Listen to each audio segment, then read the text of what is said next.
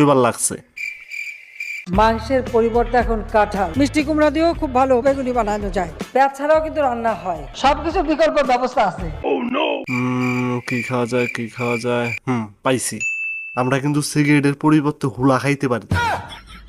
আক্রমণ করলেই কিন্তু সবাই একটা করে সিগারেট ফ্রি বাবা, কথাটা মনে রাখো। এই না না, তোমরা সবাই আমার দিকে এইভাবে তাকাই আছো কে?